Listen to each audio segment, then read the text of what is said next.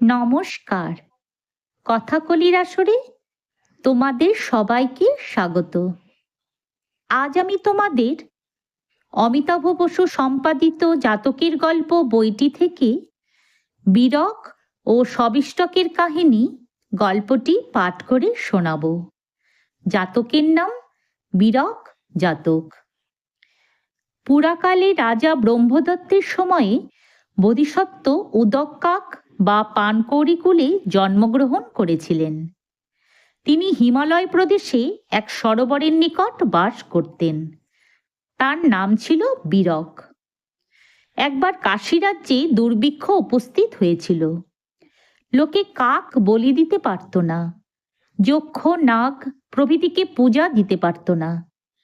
কাকগণ দলে দলে দুর্ভিক্ষ পীড়িত রাজ্য হতে উড়ে গিয়ে বনভূমিতে আশ্রয় নিয়েছিল।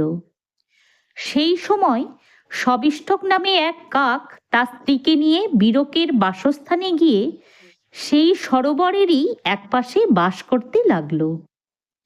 একদিন সবিষ্টক আহারের জন্য সরোবরের তীরে চড়তে চড়তে দেখল বীরক সরোবরে নেমে মাছ ধরে খেল এবং তারপর তীরে উঠে তার পাখা শুকোতে লাগলো। তখন সে মনে করল, এই পানকৌড়ির আশ্রয় লাভ করতে পারলে অনেক মাছ পাবার সম্ভাবনা আছে, অতএব এর আরাধনা করা যাক। এই ভেবে সে বীরকের কাছে গেল। বীরক তাকে জিজ্ঞাসা করল, ভদ্র, তুমি কি চাও? সবিষ্টক বলল, আমি আপনার সেবক হতে চাই।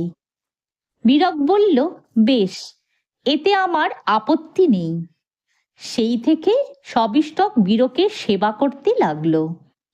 বীরক মাছ তুলে তার প্রাণ বাঁচানোর জন্য যা দরকার তা নিজে খেত এবং বাকি মাছ সবিষ্টককে দিয়ে দিত। এতে সবিষ্টকের মনে গর্ব দেখা দিল। সে ভাবল, উদক্কাক বা পানকৌড়ি কৃষ্ণবর্ণ, আমিও কৃষ্ণবর্ণ। এর চোখ, ঠোঁট, পা প্রভৃতিতে তার সঙ্গে আমার কোনো পার্থক্য নেই। অতএব আমি তার ধরে দেওয়া মাছ খাবো না, আমি নিজেই মাছ ধরে খাবো। এই সংকল্প করে একদিন সবিষ্টক বীরকের কাছে গিয়ে বলল, এখন হতে আমিও সরোবরে নেমে মাছ ধরব।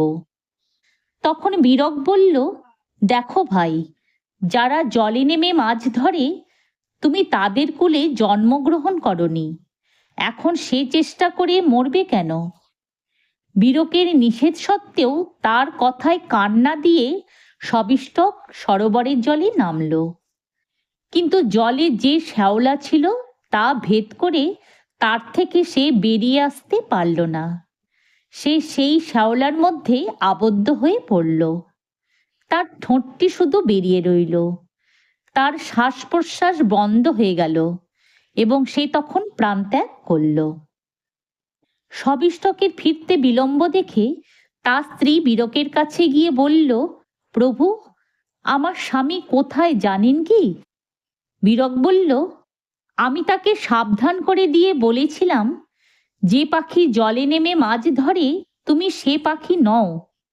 কিন্তু সে আমার নিষেধ না শুনে জলে নেমেছিল মাছ ধরতে।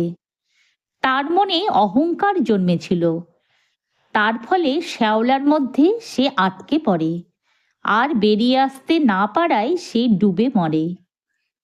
এই কথা শুনে সেই কাক বউ স্বামীর শোকে বিলাপ করতে করতে বারাণসীতে ফিরে গেল। যদি তোমাদের আজকের এই গল্পটি ভালো লেগে থাকে তাহলে একটা লাইক ও আমার এই চ্যানেলটিকে সাবস্ক্রাইব করে দিও, যাতে তোমাদের জন্য আরও অনেক নতুন নতুন গল্প নিয়ে আসতে পারি। ধন্যবাদ।